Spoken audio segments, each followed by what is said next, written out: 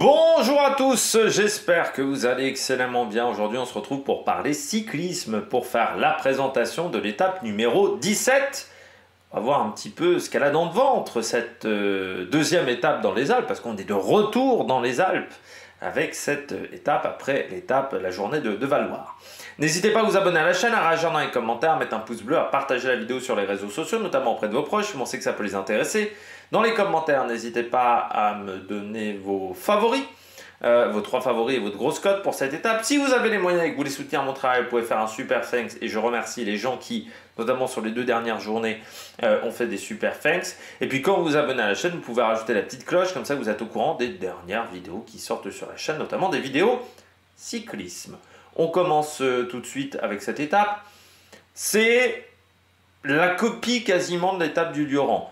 C'est pas totalement la copie parce que dans l'étape du Lioran, il y avait un peu plus de difficultés, mais en fait, c'est le même principe. C'est-à-dire, une dernière heure, heure et demie de course très dense en termes de difficultés. Là, c'est la dernière heure de course.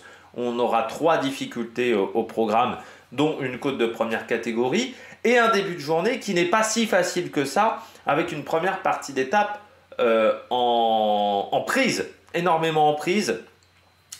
C'est quasiment en fait que du faux plat montant jusqu'à Gap, où là il y aura une petite descente. Gap, ça doit être à 120 km après le départ. On enchaîne 3 cols assez courts, donc pas de transition entre les cols, hein. Là c'est comme le Lioran, c'est descente, montée, descente, montée.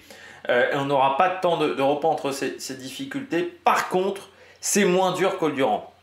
C'est moins dur qu'au Lioran. Même problème aussi que l'étape du Lioran, c'est que Super Dévoluy n'est pas la côte la plus dure de la journée. Mais je dirais que c'est moins dur parce que on a une côte en moins. On avait 3 bosses très difficiles. Là, on a une bosse de deuxième catégorie, une bosse de première catégorie. Du côté du Lioran, c'était 3 bosses de première catégorie, je crois me souvenir. Donc, il y a une difficulté en moins. On a 1000 mètres de dénivelé positif en moins. Donc, c'est la même idée, mais un peu moins difficile, donc ça pourrait peut-être permettre aux baroudeurs de s'échapper, mais il y aura peut-être une bagarre, il y aura peut-être 2 courses en une sur cette étape. Dénivelé positif, 3091 mètres, donc 8e dans le classement au niveau des dénivelés positifs. C'est l'étape la vallonnée la plus dure au niveau de la classification. Et au niveau du classement montagne, c'est 17 points. Pourquoi je vous dis de vallonner au niveau de la classification? C'est-à-dire que normalement, au niveau des organisateurs, au niveau des délais, notamment, elle n'est pas coefficient 4 ou coefficient 5. C'est plutôt une étape coefficient 3. C'est-à-dire qu'au niveau des délais, les délais sont plus courts dans ce genre de cas. Donc il faudra faire attention du côté des sprinteurs. Voilà, la dernière heure de course, certes, normalement, il devrait être lâché qu'à la dernière heure de course. Mais si vous êtes lâché avant, vous pouvez être hors délai plus facilement sur cette étape que sur d'autres journées. On regarde tout de suite la présentation du parcours. Donc comme on le disait, hein, cette étape qui ressemble en fait beaucoup à l'étape du Cantal, l'étape de mercredi dernier, on est à peu près sur le même format, c'est-à-dire un début de journée plat, on va dire plutôt en prise, qui va éreinter, fatiguer les coureurs, et une dernière heure et demie de course qui elle va être extrêmement dense, je dirais même la dernière heure de course sera extrêmement dense, avec 3 cols, dont un col de première catégorie, un col de deuxième catégorie, une montée de troisième catégorie. Il manque juste une difficulté par rapport à ce qu'on a connu sur l'étape du Cantal. Il y a un peu moins de montée dense, mais ça va être une dernière heure de course qui va être très dense. Départ de Saint-Paul-Trois-Châteaux, donc vous voyez, début de journée, on va être vraiment que sur des faux plats montants, hein, malgré tout, dans cette première partie d'étape. On passera à Nyons, à Sahune, à Rozan, Lépine, on traversera la Drôme, notamment en partant de Saint-Paul-Trois-Châteaux. Veynes, qui sera le lieu du sprint intermédiaire au kilomètre 115, c'est-à-dire qu'on sera à 63 km de l'arrivée. Pourquoi je précise? Parce qu'avec la bagarre relancée entre Guermeil et Philipsen, on a un sprint intermédiaire qui est loin, certes, mais il va peut-être y avoir une bagarre pour prendre l'échappée entre les deux. Donc on verra s'il y aura match. Passage par Gap, toujours faire attention. Gap, c'est en cuvette. L'entrée vers Gap est toujours un petit peu compliquée. Et puis la première côte de la journée, le col Bayard, 6 km 9 à 7,1 de moyenne. Ce col Bayard, on le regarde tout de suite. Des pourcentages, un peu comme dans le Cantal, 9,2% de moyenne entre le kilomètre 1 et le kilomètre 2, 9,5 entre le kilomètre 4 et le kilomètre 5. Un temps de montée qui est de 22 minutes 24 détenu par Benjamin Fèvre, qui est en fait je pense un mec qui fait du ski de fond. Donc qui avait fait 22 minutes 24 à 18,2 km/h. Pas de temps réalisé par les professionnels hein, sur ce chrono du col Bayard. Ce sont des cols en plus qui ont une particularité aussi aujourd'hui, des cols qui ont été très peu empruntés en course. Donc c'est des cols assez récents, on va dire, dans l'utilisation du cyclisme en termes de sport.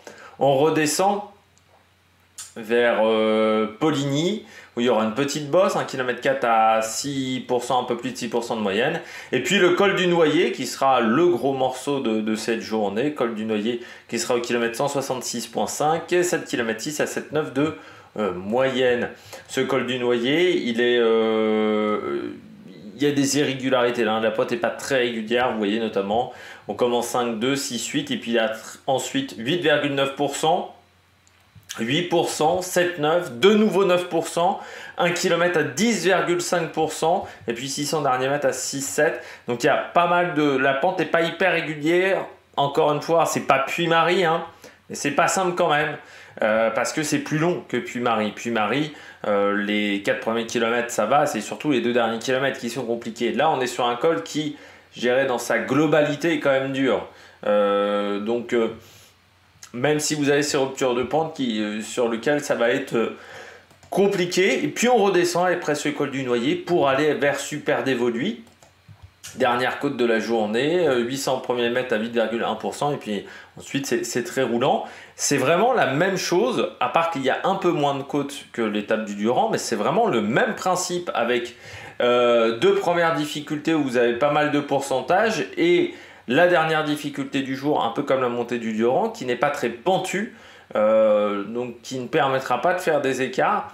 Donc ça va vraiment, si on veut faire des écarts, c'est sur les 2 premières bosses de la journée. On regarde un petit peu les portions techniques sur cette étape. Première partie de journée, on va traverser des gorges magnifiques, mais on sera sur des routes qui seront très larges. La première côte se fait sur une route nationale énorme, on est à la sortie de Gap, il y a des portions notamment à 3 voies, donc vraiment pas trop de soucis. Par contre, la deuxième montée, le col de première catégorie va se faire sur des routes vraiment très étroites. Moi j'ai noté, quand j'ai noté très étroite, j'ai marqué entre parenthèses Amstel, c'est-à-dire que c'est des routes où on peut mettre 3 coureurs, 4 coureurs max sur la largeur de la route, pour vous imaginer. Donc c'est vraiment de ce que j'ai vu sur Google Street View et de la perception que j'ai eue, c'est que c'était très étroit. Le final, c'est bon, déjà un final en montée, mais on peut regarder les dernières difficultés. Alors moi j'ai noté, parce que c'est assez mal marqué sur le plan d'arrivée du Tour de France, mais j'ai noté 3 épingles entre 3,8 km et 2 km de l'arrivée, et puis un dernier rond-point qui sera le dernier virage. Là on sera aux alentours de 150 mètres de l'arrivée. Voilà, là il faudra prendre la première sur la droite, et ça c'est à peu près à 150 mètres de l'arrivée pour les coureurs. Donc c'est 3 épingles que vous voyez ici. Donc ça c'est entre 3,8 km et 2 km de l'arrivée, voilà pour ces 3 épingles. On regarde tout de suite le patrimoine alors les 2 dernières côtes, pardon, avant de regarder le patrimoine. Le col du Noyer, donc c'est Romain Bardet qui a le meilleur chrono réalisé le 12 juin 2016. Donc sur le Dauphiné, en 21 minutes 28.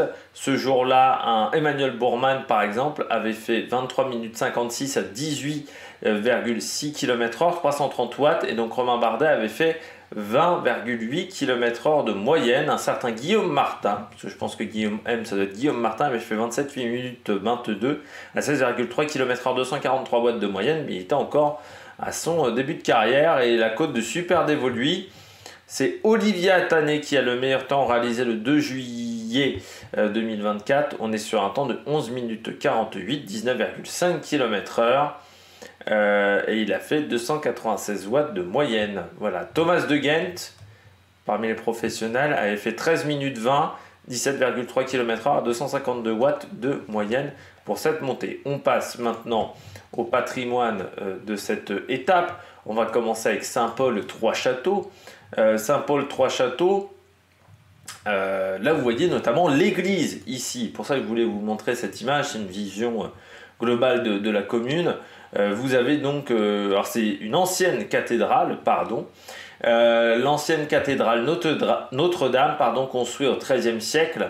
Elle fut commencée au milieu du XIIe siècle, construction à partir du XIIe siècle, et à partir du chœur achevé en 1220. Elle est restée cathédrale jusqu'à la Révolution. Vous avez un beau buffet d'orgue du début du XVIIIe qui fut réalisé par le facteur Charles Boisselin d'Avignon. Puis l'abysse principale voûtée en cul de four et ornée d'une bonne copie de la scène de Léonard de Vinci. Voilà, donc si vous voulez voir ça, c'est monument historique depuis 1841. Vous avez également à Saint-Paul-Trois-Châteaux, parce que c'est l'une des spécialités locales, la truffe noire et la truffe du Tricastin. Tricastin connu également pour sa centrale nucléaire. C'est situé au cœur du centre ancien, à côté de la cathédrale, la maison de la truffe et du Tricastin. Il est un lieu touristique et pédagogique privilégié. Une muséographie moderne, des objets, photos, vitrines et dessins permettent de découvrir le monde fascinant de la truffe noire. Donc, si vous aimez la truffe, vous pouvez aller à la maison de la truffe et du Tricastin. Voilà. Pas d'autre chose, hein, je crois, à voir d'assez notable du côté de cette ville de Saint-Paul-Trois-Châteaux. Je rappelle qu'à chaque fois, je regarde le site du Tour de France pour avoir ces informations. On passe du côté de cette étape. On va commencer avec le château de Suze-la-Rousse. C'est tout à fait au niveau du départ. Hein. On aura fait une dizaine de kilomètres, je crois, même pas, à Suze-la-Rousse, 4 km, voilà, même pas. Château, magnifique, hein, 3 grandes familles provençales possédèrent ce joyau, la famille d'Orange, la famille des Beaux, durant 6 siècles, et la dernière fut la marquise de Brillat, qui, à sa mort, légua le château à une association qui le vendit aux enchères. En 1963, le château fut acquis par le Conseil général. Sa position géographique dominant le pays a garanti à ses propriétaires durant des siècles une quiétude absolue. Et vous avez à l'intérieur un parc de 23 hectares appelé La Garenne. Donc à l'intérieur de ce parc, vous avez une salle de jeu de paume qui a été construite au XVIe siècle. Charles IX, lors de son séjour au château en 1564, a pu s'adonner à ce jeu très en vogue à l'époque. Hein, le jeu de paume, on considérait que c'est une sorte d'ancêtre du tennis, notamment le 15A 30, 15, 30, 40 et avantage. C'est le principe du jeu de paume, parce qu'en fait au départ, pour marquer le point, il fallait se mettre sur une ligne qui était à peu près à 10 pieds, puis, enfin 15 pieds, pardon, puis 30 pieds, puis 40 pieds, et ensuite il y avait une ligne d'avantage qui était derrière la ligne de 40 pieds, et c'est à partir de ce moment-là que vous gagniez le point, parce que vous aviez réussi à passer le cap de ces 5 lignes. C'est pour ça que vous avez cet écart de points qui est particulier au niveau du tennis, ça vient du jeu de paume. Monument historique depuis 1964. On passe à Nyons, ou Nyon, je ne sais pas comment on doit le prononcer, avec un lieu qu'on a souvent vu, me semble-t-il, sur le Tour de France. Ce pont, vous voyez, qui est absolument magnifique, construit entre 1341 et 1409, pont roman. Selon les plans des frères pontifes, il fut inauguré à l'année de son achèvement par l'évêque de Vaison, du pur style roman. Ce pont, avec une arche unique de 43 mètres de long, s'élève à plus de 18 mètres au-dessus de l'Aigle. Il servait de péage d'entrée dans la cité. Et en 2009, la ville de Nyon a célébré les 600 ans du pont roman, monument historique depuis 1925. Voilà. Vous avez également une tour Randonne, voilà, qui a été construite entre 1270 et le 19e siècle. Voilà, si vous voulez aller du côté de Nyon. Pas mal de beaux petits villages, hein, même, hein, sur ce début d'étape. Là, vous avez les Pilles Ça, c'est au kilomètre 40. Le village doit son nom au rocher en forme de pyramide qui encadre la Cluse. Parce qu'en fait, c'est des rochers qu'on appelle pilum. La façade générale du village sur la rivière, riche en couleurs et en architecture diverses, est inscrite au répertoire des monuments historiques. La rue principale permet d'admirer les façades et les portes qui datent pour les plus anciennes du XVIIIe siècle, également en hauteur les ruines du château qui datent du XIVe siècle. On poursuit avec cette étape.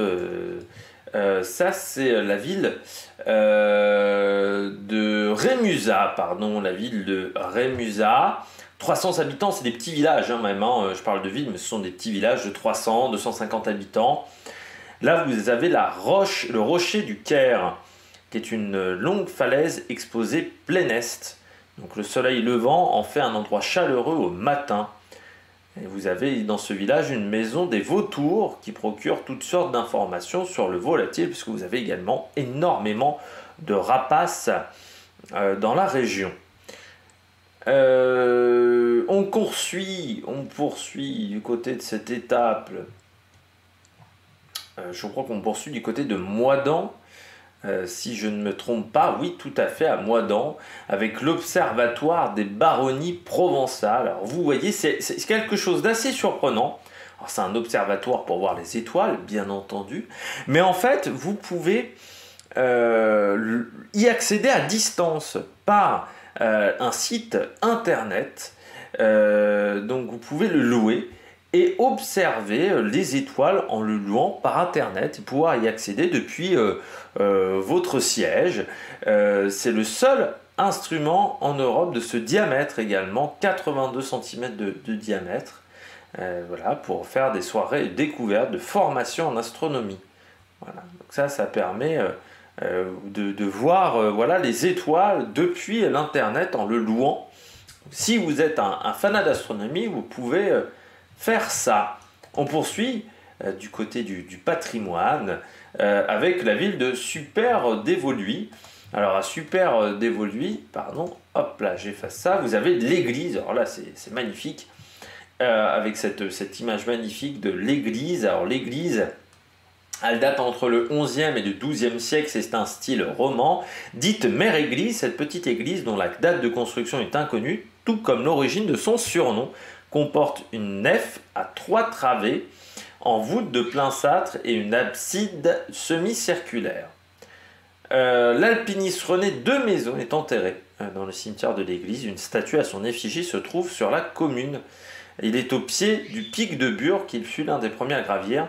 Le pic de Bure, où vous trouvez également un observatoire, voilà, au sommet. Et puis, bien entendu, à Super-Dévoluy, on parle beaucoup de ski. Et vous savez, ce bâtiment sur le côté, qui est un bâtiment remarquable du XXe siècle, construit entre 1967 et 1972, ça s'appelle le Bois d'Aurouze.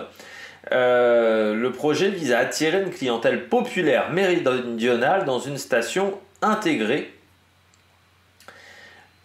C'est Henri Bernard et Maurice Fournier qui sont les architectes et ils construisent la résidence pour permettre aux skieurs d'accéder directement aux pistes depuis leur logement. Le plan de la station est organisé à partir d'un front de neige continu le long duquel s'implantent les bâtiments. Achevé en 1977, ce grand ensemble des neiges compte 1083 studios, dont un tiers est commercialisé en multipropriété, qui est une grande première en France à l'époque. Et vous pouvez abandonner votre voiture à l'entrée de la station, vous allez vous déplacer à pied, puis pouvoir skier dans l'espace du domaine skiable. Donc vous êtes vraiment aux portes de la montagne avec ce bâtiment. Voilà, si vous voulez aller du côté de Super-Dévoluy. Je vais y arriver. Et puis, bien entendu, spécialité locale à Super-Dévoluy, le gratin dauphinois. Gratin dauphinois, composition qui est extrêmement simple. Pommes de terre, lait, crème, ail. Vous pouvez rajouter un petit peu de noix de muscade. Le principe de la recette, c'est simple. Vous avez donc les pommes de terre qui vont baigner dans ce mélange avec le lait et la crème. Et puis au fond du plat, voilà, vous nappez le plat, on va dire, de la gousse d'ail. Vous essayez de rendre ce plat odorant, voilà, ce plat en terre cuite, hein, notamment pour le faire. Alors, comment réussir un bon gratin dauphinois? Ça, c'est la grande question. Eh bien, c'est les pommes de terre. Si vous avez des pommes de terre qui sont pas les bonnes, ça ne va pas prendre. Il y a vraiment 2-3 races de pommes de terre qui peuvent fonctionner avec le gratin dauphinois, pour en avoir fait quelques-uns. Notamment la pomme de terre binge, c'est la meilleure, je pense, qui est une pomme de terre du Nord. On peut trouver dans le Nord de la France. Ouais, voilà, je fais des gratins dauphinois avec la pomme de terre binge, et vraiment, c'est la pomme de terre qui fait la différence. Si vous n'avez pas la bonne sorte de pomme de terre, ça ne peut pas le faire. Voilà. Parce qu'il faut une pomme de terre qui, en même temps, absorbe un petit peu le lait et la crème, pas trop, mais pour que ça fasse un petit peu de liant, parce que si vous n'avez pas la bonne pomme de terre, vous avez deux solutions, vous allez avoir deux problèmes. Soit elle va absorber tout le lait et la crème, et ça va faire une sorte de potée, une sorte de purée pas très intéressante, soit elle ne va absolument pas absorber les liquides, et dans ce cas-là, vous allez avoir une soupe qui va pas être très digeste non plus. C'est vraiment la pomme de terre qui fait tout l'intérêt du gratin dauphinois. Il n'y a pas de fromage dans le gratin dauphinois également, hein. C'est comme il n'y a pas de crème dans la carbonara, il n'y a pas de fromage dans le gratin dauphinois. Ah. Rébellion du gratin dauphinois. Et puis autre recette de la région, comment ça s'appelle? Vous voyez, je l'ai pris sur le site Parmiton la photo, parce que c'était pas sur le site du Tour de France. C'est la tarte des Alpes, voilà. Donc c'est une tarte assez rustique. On n'est pas sur de la pâte feuilletée, hein. Vous avez une pâte à tarte classique. Je pense que c'est une pâte brisée en dessous, pâte brisée en bas. Vous avez au-dessus de nouveau de la pâte brisée, puis à l'intérieur c'est de la myrtille. Alors, je pense que ça va être une compotée de myrtille que vous retrouvez à l'intérieur, ça doit se compoter pendant la cuisson. Donc ça, voilà, si vous aimez la myrtille, de toute façon les baies c'est quand même une spécialité également de la montagne. Donc vous avez ce plat, on avait déjà parlé d'une tourte qui n'avait pas la tête d'une tourte. Là, ça a un peu plus la tête d'une tourte, même si normalement une tourte pour moi c'est complètement fermé. Voilà en termes de plat. Après cet instant cuisine et cet instant défense du gratin dauphinois, on attaque la météo de cette étape. Météo, grand soleil de nouveau pour cette journée. Voilà, autour de Saint-Paul-Trois-Châteaux vers Super d'Évoluy pour ce retour dans les Alpes. 30-33 degrés en plaine, 24 à Super d'Évoluy du côté du vent. Il est au départ de nord très fort à Saint-Paul-Trois-Châteaux, et puis au fur et à mesure il va passer vers l'ouest pour ensuite à Super d'Évoluy de nouveau être plein nord. Ouais, c'est entre ouest et plein nord, on va dire la direction du vent. Il est très fort à Saint-Paul-Trois-Châteaux, on aura la dernière fois à 50 km/h, mais très vite, au bout d'une vingtaine de kilomètres, le vent devient de plus en plus faible, et après on est sur un vent entre 15-30 km/h, donc pas vraiment suffisant pour avoir des bordures, surtout qu'on sera quand même bien engoncé, pas mal voilà, de gorge, donc là ça ne permettra pas, je pense, totalement de faire des bordures au niveau de sa vitesse, et ça ne devrait pas avoir de problème du côté de Super d'Évoluy où le vent sera quand même très calme, on sera maximum sur du 15-20 km/h au niveau du vent. On regarde tout de suite l'histoire du Tour de France. Du côté de l'histoire du Tour de France, sur cette étape, eh bien, nous avons eu plusieurs départs du côté de Saint-Paul-Trois-Châteaux, mais pas pour le Tour de France. Deux arrivées de course, Paris-Nice et Chris Borman sur le Dauphiné Libéré, c'était en 98. Olaf Koy sur Paris-Nice, c'était cette année, où on arrivait à Saint-Paul-Trois-Châteaux. Par contre, on a eu des départs d'étapes. Le Tour de France est passé à de nombreuses reprises par cette commune, à 5 reprises, voilà. Notamment, le dernier passage, c'était en 2021. C'était l'étape qui nous emmenait à Nîmes, dont on a parlé hier avec la victoire de Nils Politt. Et en 2018, c'était l'étape numéro 14, là qui est arrivé à Mende avec la victoire d'Omar Fraile. Donc voilà, c'est vraiment la porte d'entrée. C'est vraiment entre Pyrénées et Alpes. Voilà, Saint-Paul-Trois-Châteaux. C'est-à-dire qu'on peut accéder aux Pyrénées et aux Alpes depuis cette commune. Parmi les difficultés, le col Bayard a été emprunté à 8 reprises par le Tour de France. La dernière fois, c'était en 2015, mais jamais d'arrivée. Col Bayard en 2015, c'était une étape entre Gap et Saint-Jean-de-Maurienne. On partait du pied de la bosse. Victoire de Romain Bardet ce jour-là devant Pierre Rolland. Et puis on a l'étape 17 du Tour 91 également, qui était parti de Gap. Et là encore, on avait pris cette montée remportée par Gianni Bugno. Et ça arrivait à l'Alpe d'Huez après seulement 125 km. C'était une étape de 3h25, très très courte à l'époque.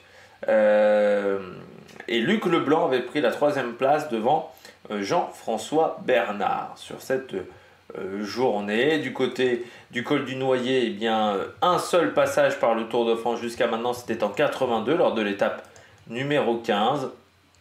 Étape qui avait permis la victoire de Pascal Simon, le coureur de la famille Simon. Hein. Il y avait beaucoup de coureurs de la famille Simon qui s'étaient imposés devant Pierre-Henri Mantéour et Jean-René Bernedeau. Et Pierre-Henri Mantéour qui était le frère d'Erwan Mantéour, qui aujourd'hui est écrivain, hein, mais qui a été coureur cycliste. Voilà. Vainqueur d'une étape du Tour de France en 84. Pierre-Henri Mantéour, carrière très courte entre 81 et 86 hein, pour ce coureur français. Voilà, c'est une carrière très très très très courte. Et puis on termine avec l'arrivée à Super Dévoluy. Jamais d'arrivée du Tour de France. Dernier passage du Dauphiné. C'était en 2016 avec la victoire de Steve Cummings, victoire de Samuel Sanchez en 2013, également pour la dernière étape du Dauphiné à l'époque. Et la grande boucle féminine, elle, c'était Suzanne Lusch-Skorg qui s'était imposée, une Suédoise en 2001 lors de l'étape numéro 12 sur cette épreuve, voilà, qui à l'époque était en début de carrière. On passe tout de suite aux cyclistes et aux cyclistes du jour. Eh bien, c'est Eric Caritou sur la ville de départ qui est né à Carpentras. Eric Caritou, vainqueur de la Vuelta 84, vainqueur du Trophée des Grimpeurs 86, coureur professionnel de septembre 82 à 94 où il termine sa carrière chez Chazal, à l'époque l'équipe de Vincent Lavenu. Voilà, coureur cycliste, voilà, son fait d'armes, c'est vraiment cette Vuelta 84 où il avait remporté une victoire d'étape, mais qui lui avait permis d'aller au bout, tout simplement. Voilà, sur cette Vuelta, il avait gagné l'étape numéro 7. Voilà, mais il avait été très régulier pendant toute la course. Et il s'était imposé devant Alberto Fernandez et Redmond Didsen, là pour seulement 6 petites secondes. Il s'était imposé, donc ça s'était vraiment joué d'arien entre les deux coureurs. Maurice Calert également, qui a remporté une étape du Dauphiné en 48, 6e de Paris-Tours en 47, 10e du Dauphiné 48, voilà, qui est également né à Carpentras. Vous avez Anatole Novak du côté de la zone d'arrivée qui est de Lamure. Anatole Novak, coureur professionnel de 56 à 1972, vainqueur de Paris-Luxembourg en 66, d'une étape du Tour de France 61 et d'une étape du Tour d'Espagne en 1970. Voilà, 12 victoires chez les professionnels sprinteurs. Voilà, victoire également sur une étape de Paris-Nice, sur une étape du Tour du Catalogne. Enfin voilà, il a gagné sur les grosses épreuves de l'époque. Voilà, ce coureur, à une époque où les sprints étaient différents et c'était pas forcément très mis en avant les sprints hein, dans ces années-là. Il y a Thierry Bourguignon également, hein, le directeur de course qui gère le parcours du Tour de France, qui est né également, Thierry Bourguignon, à Lamure, et professionnel de 90 à 2000. Voilà. Dernière année chez les professionnels, c'était chez Saint-Michel Aubert, 93. Voilà, pour Thierry de Bourguignon, vainqueur d'une étape du Tour du Vaucluse et deuxième d'une étape du Tour de France en 91. Voilà, pour son palmarès, quatrième de la Route du Sud en 93. Également huitième du Dauphiné en 98. Ma stratégie pour cette étape. Alors j'ai du mal à savoir ce matin, pour tout vous dire. Hier, avant l'étape, vous m'auriez dit, j'aurais dit stratégie, 2 courses en une. Voilà, je me disais 2 courses en une, parce que je voyais les grimpeurs d'un côté, les baroudeurs d'un côté, les leaders du général de l'autre, en sachant qu'en plus, il y a quand même le dernier week-end qui est très compliqué. Et puis maintenant, je me dis, déjà, on a vu quand même très peu de coureurs, beaucoup de coureurs se réservent pour cette étape, donc l'échappée va peut-être mettre beaucoup de temps à sortir, et on voit que plus l'échappée met du temps à sortir, bien plus les leaders se disent, tiens, c'est possible d'aller chercher la gagne. Et puis derrière, il y a cette bagarre peut-être entre Philipsen et Guermeil, et ça va également peut-être nuire à la constitution de l'échappée. Donc je pense quand même toujours à 2 courses en une, mais voilà, si vous dites que vous considérez plutôt un victoire d'un favori, je dis pourquoi pas. Pourquoi pas, parce que je ne mettrai pas ma main coupée. Voilà, qu'un baroudeur s'impose sur cette étape. Du côté de mes favoris, Warren Barguil, qu'on a peu vu, mais qui a l'air d'être en forme. Donc ça peut être intéressant. Carapaz, s'il court de manière un peu plus intelligente, ça peut le faire. Et puis Benelli pourra peut-être pas partir, donc c'est vrai que Carapaz, ça peut être une bonne carte. Stephen Williams, le coureur d'Israël aussi, vainqueur de la Flèche Volante cette année. Puis en gros Scott, Simon Geschke, l'Allemand. Je rappelle qu'il a fait 14e du dernier Giro Geschke, hein. Donc il s'est encore grimpé, le coureur allemand de la Cofidis. Programme télé, départ fictif 12h45, la plaine du Pont à 130 km de l'arrivée entre 13h49 et 13h55. Moidan, je ne sais pas comment on doit le prononcer, à 101 km de l'arrivée entre 14h27 et 14h37. Vein, 63 km de l'arrivée, sprint intermédiaire entre 15h18 et 15h33. Le col Bayard, le sommet, à 32 km de l'arrivée entre 16h06 et 16h27 pour une arrivée prévue à 16h58, entre 16h58 et 17h26. Aussi une arrivée assez tôt, comme l'étape du Durand. C'est tout pareil que l'étape du Durand, à part que c'est un petit peu moins difficile. Nous, on se retrouve ce soir, juste après l'arrivée sur Short et en TikTok. Et puis ce soir YouTube, là, le débrief plus en détail entre 21h et 22h. Allez, n'hésitez pas à vous abonner à la chaîne, à réagir dans les commentaires, à mettre un pouce bleu. Et puis on se retrouve pour de nouvelles aventures sur Amérique Production. Ciao, ciao!